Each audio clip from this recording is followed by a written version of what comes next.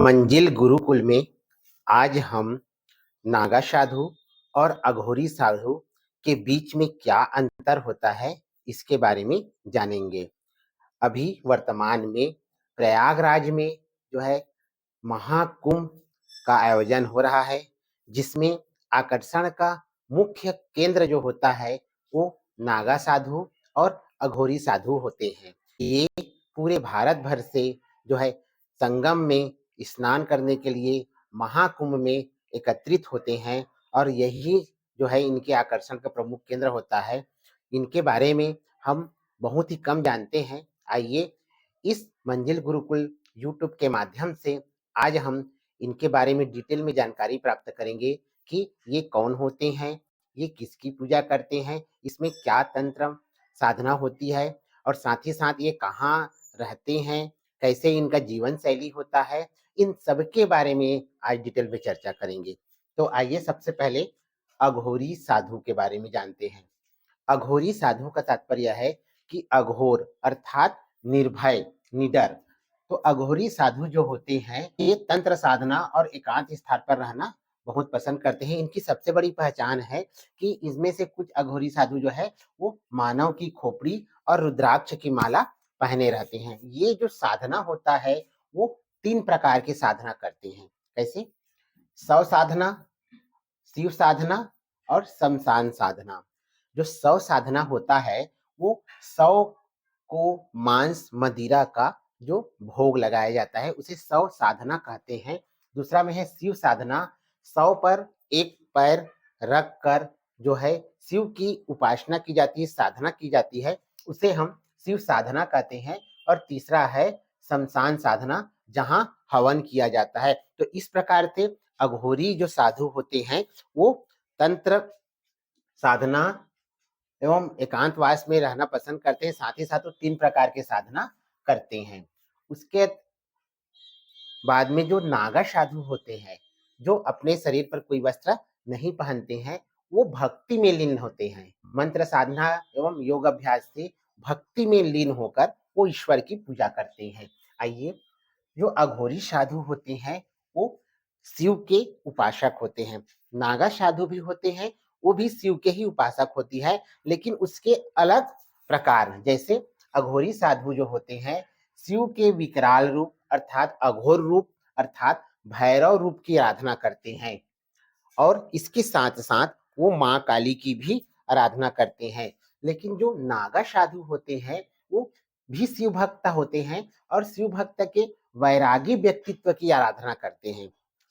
अघोरी साधु जो है भैरव रूप की, अघोर रूप की आराधना करते हैं और नागा साधु जो होते हैं वो वैरागी व्यक्तित्व की आराधना करते हैं।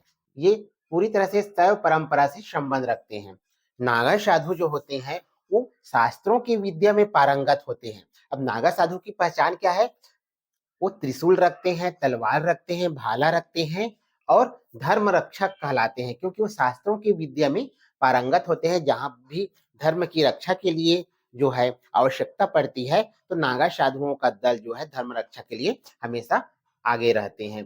जैसे कि मैंने बताया कि जो अघोरी साधु होते हैं वो अपने शरीर पर जीवों के खाल या किसी सामान्य कपड़े से अपने शरीर के निचले स्तर को ढक के रखते हैं। लेकिन नागा साधु होते हैं वो जो है अपने शरीर को ढक कर नहीं रखते, कपड़े बिल्कुल नहीं पहनते। अघोरी साधु जो अपने शरीर पर, अपने बॉडी पर जो होते हैं वो शमशान की राख को लगाते हैं, क्योंकि इसका जो पूरा तंत्र साधना है वो जो है शमशान से ही शुरू होता है। तो इसमें जो शमशान की राख है उसको अघोरी साधु अपनी पूरे बॉडी पर लगाते हैं। लेकिन नागा साधु की हम बात करें तो नागा साधु जो होते हैं अपने शरीर पर पूरी तरह से भस्म को लगाते हैं। नागा साधु का जो प्रकार है वो 3-4 प्रकार के होते हैं। जैसे नागा साधु जो है दिगंबर होते हैं, साधु कहलाते हैं, महंत और महामंडलेश्वर। ये नागा साधु के 4 प्रकार होते हैं। अब इसके अतिरिक्त जो अघोरी साधु होते हैं वो जो है जिंदगी मौत के डर से बाहर रहते हैं, अर्थात उन पर निडर होता है। जैसे अघोरी का अर्थ ही निर्भय होता है, निडर होता है। साथ ही साथ अगर हम दोनों में ताकत की बात करें तो दोनों का ताकत जो है जो है तंत्र साधना से और मंत्र साधना से, दोनों की ताकत जो है बराबर की होती है, दोनों जो है बराबर होते हैं। जो अघोरी साधु होते हैं वो भगवान दत्तात्रेय, जो भगवान दत्तात्रेय है उसको अपना गुरु मानते हैं। और साथ ही साथ एक सबके मन में सवाल होता है कि ये लोग कहाँ रहते हैं और एकाएक कुंभ के मेला में इतनी बड़ी संख्या में जो है वो आकर इकट्ठा होते हैं। तो जो तपस्या ये लोग करते हैं वो वाराणसी और गुजरात के जूनागढ़ के जो गिरनार पर्वत है वहां पर जो अघोरी साधु हैं वो बड़ी संख्या में जो है तपस्या करते हैं और वहां से आकर किसी कुंभ के मेला में किसी बड़े प्रायोजन में वो इकट्ठा होते हैं। तो महिला भी नागा साधु के रूप में रह सकती है, लेकिन इसमें उसमें नग्न होने की इजाजत उसको नहीं है, बल्कि वो महिला जो हर 6 से 12 वर्ष तक ब्रह्मचर्य का कठोरता से पालन करते हुए जो है नागा साधु के रूप में रहना चाहती है, उसके लिए कोई रोक और कोई टोक नहीं है, वो रह सकती है, बशर्ते वो ब्रह्मचर्य का कठोरता से पालन करे और नागा साधु के जो नियम है उसका उसको अपनाए। अब ये लोग नहाते कब हैं, तो इसके लिए शाही स्नान की विशेष व्यवस्था होती है। जो महाकुंभ में जो 3 शाही स्नान होता है, महाकुंभ में मुख्य रूप से 6 स्नान होते हैं, लेकिन उनमें 3 शाही स्नान होता है, जिसमें विभिन्न अखाड़े के लोग, नागा साधु, ये सभी लोग जो है उसमें स्नान करते हैं। तो इस प्रकार से आज मैंने जो है नागा साधु और अघोर साधु के बीच में अंतर को मंजिल गुरुकुल यूट्यूब के माध्यम से स्पष्ट किया है, क्योंकि हर किसी के मन में रहता है, लोगों को लगता है कि दोनों एक ही है, दोनों में अंतर क्या है ये समझ नहीं पाते हैं। इसीलिए इस वीडियो के माध्यम से मैंने आज जो है दोनों में अंतर को बताने का छोटा सा प्रयास किया है।